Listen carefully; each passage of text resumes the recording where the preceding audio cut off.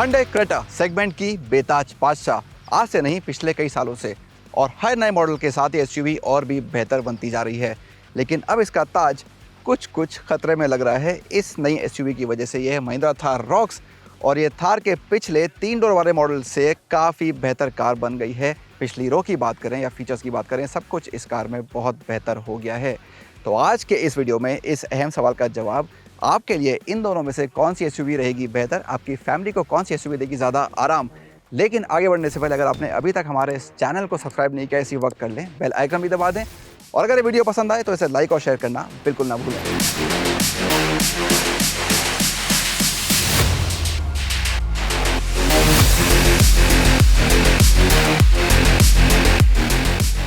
एक एसयूवी सारे रिकॉर्ड तोड़ चुकी है और दूसरी को बॉक्स ऑफिस पर मिली है बम्पर ओपनिंग। और आप अगर मार्केट में हैं एक एसयूवी खरीदने के लिए जिसकी कीमत तकरीबन 20 लाख रुपए है, तो बहुत मुमकिन है कि आप इनमें से एक या दोनों के बारे में सोच रहे हैं। अपने 5 दरवाजों और ज्यादा फीचर्स के साथ रॉक्स अब थार 3 डोर से ज्यादा लुभाती है। वहीं क्रेटा एक मुश्किल सेगमेंट में सबसे ज्यादा बिकने वाली कार रही है। तो वीडियो देखिए अंत तक और जानिए कौन सी एसयूवी रहेगी आपके लिए बेहतर।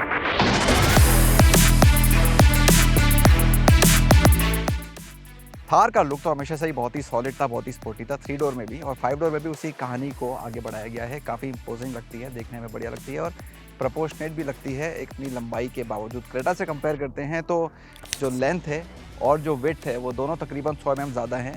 लेकिन अगर व्हील बेस या हाइट की बात करते हैं वो तो बहुत ही ज़्यादा है, वहाँ तो फ़र्क और भी ज़्यादा बढ़ जाता है। तो डेफिनेटली ज़्यादा इंपोजिंग 19 इंच के अलॉय भी आपको यहाँ मिल जाते हैं, जो क्रेटा में जो मैक्सिमम साइज़ है वो 17 इंच का है। तो कुल मिला के ज़्यादा बड़ी कार डेफिनेटली थार रॉक्स, हर एंगल से, हर डायमेंशन से। फिर अब आते हैं चेहरे पे, आइकॉनिक ग्रिल आपको मिल जाती है जो आपने कंपनी की दूसरी कार्स में भी देखी है। तो 6 स्लॉट ग्रिल यहाँ पर है और सी शेप की DRLs जो एक शानदार लुक देती हैं, एक अलग पहचान देती हैं थार रॉक्स को। कंपेयर करते हैं अगर इसको आप थार के 3 डोर से।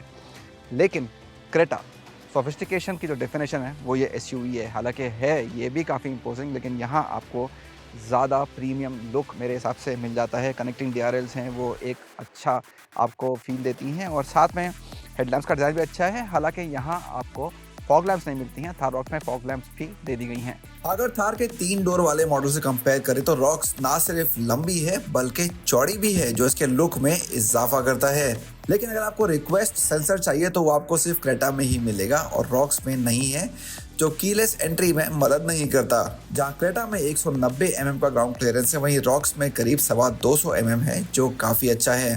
पिछले हिस्से में क्रेटा की कनेक्टिंग टेल लैंप्स शानदार लगती हैं, वहीं रॉक्स की LED लैंप्स भी काफी अच्छी हैं और हर वेरिएंट पे मिल जाती हैं।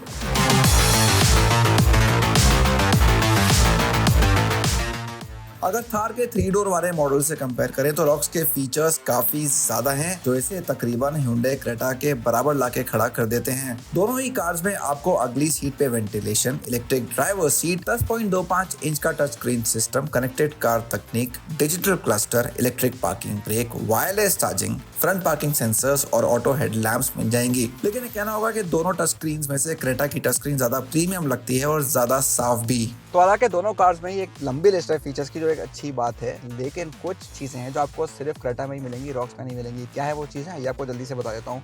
सबसे पहले है डुअल जोन क्लाइमेट कंट्रोल, जो आपको रॉक्स में नहीं मिलता है, वहाँ सिंगल जोन ही है, तो ये एक खासियत है क्रेटा की। इसके अलावा आपको एक tilt and telescopic steering wheel मिल जाती है, जो एक परफेक्ट ड्राइविंग पोजीशन पाने में काफ़ी मदद करती है। टेलीस्कोपिक फीचर रॉक्स में नहीं दिया गया है। साथ ही सिर्फ यहाँ ही आपको एयर प्योरीफायर मिलेगा, वो भी एक अच्छी बात है। इसके अलावा आपको दोनों कार्स में A और C टाइप चार्जिंग पोर्ट तो मिल जाएंगे, लेकिन सिर्फ क्रेटा के फ्रंट रो पे ही आपको एक 12 वोल्ट का सॉकेट भी मिल जाएगा, जिससे आप एडिशनल डिवाइसेस को चार्ज कर सकते हैं। और साथ ही अगर आप देखें तो जो फिट एंड फिनिश की बात है, जो प्रीमियम क्वालिटी आपको यहाँ क्रेटा में मिलती है, पैनल गैप्स की बात करें, जो ओवरऑल एक फील है वो ज़्यादा प्रीमियम लगता है क्रेटा के कैबिन में when compared to the Thar Roxx. Sunroof बंद करो। आपको सिर्फ क्रेटा पे ही हिंदी वॉइस कमांड्स मिलती हैं और 360 व्यू कैमरा की क्वालिटी भी यहाँ थोड़ी बेहतर है। लेकिन रॉक्स में भी कुछ ऐसे फीचर्स हैं जो क्रेटा में नहीं है। इसमें auto wipers, wireless Android auto और ज्यादा बड़ा पैनोरामिक सनरूफ शामिल है। यहाँ लगा 9 स्पीकर का हरमान साउंड सिस्टम भी क्रेटा में लगे 8 स्पीकर के बोस साउंड सिस्टम से थोड़ा बेहतर महसूस होता है। और रॉक्स में आप अपने मैप्स को क्लस्टर कलर पे भी इस्तेमाल कर सकते हैं, जो सेफ्टी में इजाफा करता है। साइज़ कंपेयर करते हैं दरवाज़ों की तो फ्रंट डोर के मुकाबले पिछला डोर थोड़ा छोटा है, लेकिन अच्छी बात यह है कि पूरा 90 डिग्री ओपन होता है, तो आपको अंदर जाने के लिए अच्छा स्पेस मिल जाता है। हालांकि साइड स्टेप है तो शायद हर किसी के लिए कंफर्टेबल ना हो ऐसे चढ़ के गाड़ी के अंदर बैठना। आप शायद कर पाएँ, लेकिन शायद जो घर में बड़े लोग हैं उनको कुछ प्रॉब्लम हो सकती है। और फिर बात आती है स्पेस की, जो मुझे काफ़ी अच्छा लगा थार रॉक्स में। नी रूम की बात करें, हेड रूम की बात करें, बढ़िया है मेरी हाइट को देखते हुए, और सीट्स भी काफ़ी अच्छी हैं, बढ़िया थाई सपोर्ट मिलता है, और इसको आप रिक्लाइन भी कर सकते हैं, जो फीचर क्रेटा में भी है। हालांकि ओवरऑल कंफर्ट की बात करें तो मुझे ये रॉक्स क्रेटा से थोड़ी बेहतर लगी। हाँ, चर्चा हो रही है इसके सीट्स के कलर की, क्योंकि ये वाइट कलर है और सब लोगों को लग रहा है कि ये गंदा हो जाएगा, खासतौर से ऑफ रोडिंग करने में। महिंद्रा कह भी रही है कि आप इसको साफ़ कर सकते हैं, कोई प्रॉब्लम नहीं है, पानी से भी साफ़ कर सकते हैं, लेकिन देखने वाली बात है। अभी तो कार सिर्फ 1 महीने पुरानी है, तो अभी इसको जज करना मुश्किल हो रहा है थोड़ा, लेकिन आने वाले टाइम में पता चलेगा कि कैसा होता है इस सीट के साथ। महिंद्रा ने एक अच्छा कदम उठाया है कुछ वेरिएंट्स में मोका ब्राउन इंटीरियर कलर ऑप्शन को भी पेश करके। सिर्फ क्रेटा की सेकंड रो में आपको सन ब्लाइंड्स भी मिल जाएंगे और 60-40 स्प्लिट भी यहाँ बेहतर तरीके से फोल्ड होती हैं। वहीं क्रेटा के अंदर जाना और बाहर आना भी थोड़ा ज्यादा आसान है।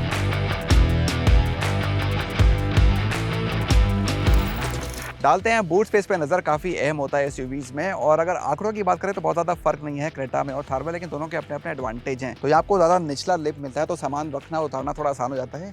एक फ्लैट फ्लोर है तो वॉल्यूम वाइज बेटर डिस्ट्रीब्यूशन लगता है, ज़्यादा चौड़ा है सामान रखने के लिए, और पार्सल ट्रे हटा के आप और सामान फिट कर सकते हैं। रॉक्स में दिखाता हूँ क्या सिचुएशन है।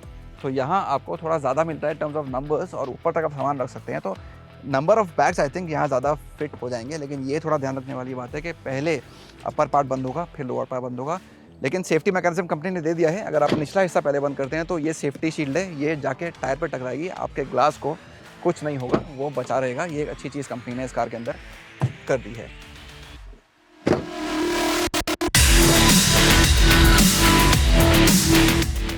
सड़क पर चलते वक्त थार रॉक्स काफी शानदार दिखती है। अपने से बड़ी एसयूवीज को भी ये अच्छी टक्कर इस मामले में दे देती है। आप इसको जिस तरफ से भी देखें ये काफी दमदार लगती है। ड्राइवर सीट पे बैठ के आपको सड़क का साफ व्यू भी मिलता है। खड़ी विंडस्क्रीन, पतले पिलर्स इस पे मदद करते हैं, और एक अच्छी बात यह है कि पिछले दरवाजे पे स्पेयर व्हील लगा होने के बावजूद ड्राइवर को पिछला व्यू भी काफी अच्छा दिखता है इस एसयूवी में।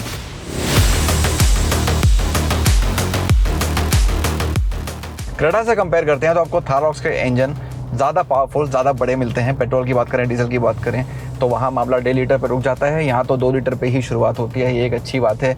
और 4x4 की बात तो आज हम नहीं कर रहे हैं, लेकिन वो ऑप्शन भी है थार रॉक्स में जो क्रेटा में नहीं है। लेकिन फिलहाल हमारा आज के वीडियो में फोकस 4x2 पे ही है, इसलिए हम 4x2 वर्जन ही कार का चला रहे हैं। और जैसा मैंने कहा, पेट्रोल हो डीजल हो, ताकत ज़्यादा मिलती है, टॉर्क ज़्यादा मिलता है, और क्रेटा की तरह ही आपको सारे कॉम्बिनेशन मिल जाते हैं। तो ये अच्छी बात है दोनों कार्स की कि पेट्रोल, डीजल, ऑटोमेटिक, मैनुअल जो चाहिए वो आपको मिलेगा। एज अ बायर बहुत सारे ऑप्शंस आपको दोनों कंपनी दे देती हैं। एक बढ़िया बात यह है कि थार रॉक्स 2 व्हील ड्राइव पे थार 3 डोर का 1.5 लीटर डीजल इंजन नहीं बल्कि ज्यादा बड़ा 2.2 लीटर इंजन दिया गया है, जो कार के वजन को अच्छी तरह से संभालता है। हाँ, पावर और टॉर्क इस पे डिपेंड करता है कि आपने कौन सा वेरिएंट चुना है। एसयूवी में आपको जिप और जूम ड्राइव मोड में मिल जाएंगे, और 3 टेरेन मोड्स भी हैं जो खराब सतह पे मदद करते हैं। यहाँ ब्रेक रॉकिंग फीचर स्टैंडर्ड तौर पर दिया गया है, जो काफी काम का है, और स्क्रीन पे एडवेंचर स्टैट्स भी मिल जाते हैं। थार रॉक्स 650 मिलीमीटर गहरे पानी से भी निकल सकती है।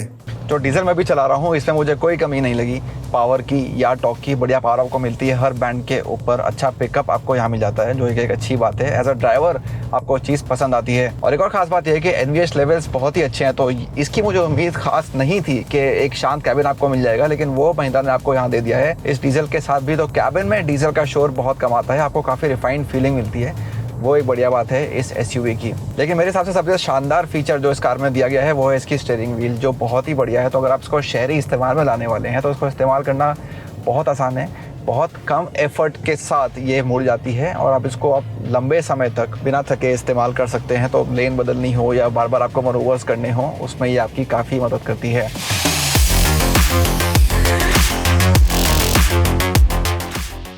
हैंडलिंग की बात करें तो तकरीबन वैसी ही है जैसे हमने थार 3 डोर में देखी है, वो एक अच्छी बात है। एक महिंद्रा के लिए कॉम्प्लीमेंट है कि despite the longer length and the wheel base आपको उसी तरह के डायनेमिक्स कंपनी इस कार में दे रही है। हालांकि बॉडी रोल है जो आप एक्सपेक्ट भी करेंगे और शायद डिसअपॉइंट भी होंगे कि क्यों है, क्योंकि जो एक परफेक्ट कार है उसमें नहीं होना चाहिए, लेकिन उसमें अभी भी गुंजाइश है, थोड़ी और बेटर आपको क्वालिटी दी जा सकती है in terms of dynamics on the rocks. और यही चीज़ मैं राइड क्वालिटी के लिए भी बोलूँगा, कंफर्टेबल सस्पेंशन के लिए बोलूँगा, क्योंकि जो कंफर्ट लेवल आपको क्रेटा में मिलता है वो अभी भी आपको यहाँ नहीं मिल रहा है। तो if you are taking your family out, आप फैमिली के साथ बाहर जा रहे हैं, तो शायद आपको और बेहतर आराम की एक्सपेक्टेशन हो थार रॉक से। ख़ासतौर से अगर सड़क बहुत ज़्यादा ख़राब हो जाए, बड़े बड़े गड्ढे आ जाएं, तो काफ़ी डगमगा जाते हैं पैसेंजर्स कार में, उसका ध्यान आपको रखना पड़ेगा। तो हाई स्पीड पे अगर आप अंडुलेशंस क्रॉस करते हैं तो आपको इतनी शिकायत नहीं होगी, लेकिन लो स्पीड्स पे शहरों में आजकल के ज़माने में बारिश के मौसम के बाद काफ़ी सड़कें ख़राब है, जब वहाँ से कार निकलेगी तो आपको ज़रूर झटके महसूस होंगे, और शायद वो बात आपके फैमिली मेम्बर्स को इतनी पसंद ना आए थार रॉक्स में। अब करते हैं Hyundai क्रेटा की सवारी।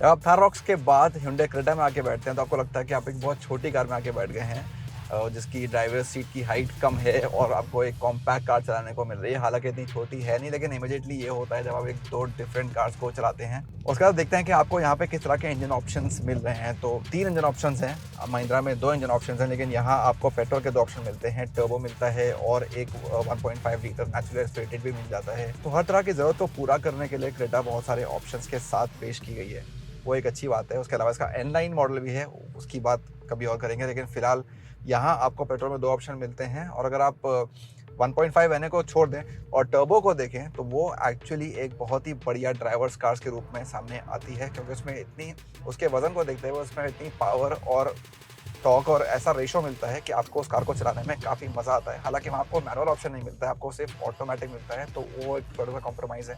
अगर आपको टर्बो लेना है तो आपको ऑटोमेटिक ऑप्शन ही लेना पड़ेगा क्रेटा में। क्रेटा पे आपको मिलता है शानदार रिफाइनमेंट और बिल्ड क्वालिटी भी काफ़ी बढ़िया है। इन दोनों गाड़ियों में से पैडल शिफ्ट्स और स्पोर्ट मोड भी आपको सिर्फ क्रेटा में ही मिलेंगे, तो ड्राइव के अनुभव को और बेहतर बनाता है। हाँ, बहुत ज़्यादा माइलेज की उम्मीद ना करें आप इन दोनों गाड़ियों से, खासतौर से पेट्रोल इंजन में आपको अगर सिंगल डिजिट में ही मिले तो बहुत ज़्यादा हैरान ना रहें। डबल डिजिट में आना मुश्किल ही होता है रोज़मर्रा के इस्तेमाल में, जहाँ आप एसी का यूज़ करते हैं, हाई स्पीड्स पे चलते हैं, ट्रैफिक में चलते हैं, स्लो स्पीड्स पे। डीजल्स में थोड़ा बेटर आपको एफिशिएंसी मिल सकती है, रॉक्स में भी और क्रेटा में भी।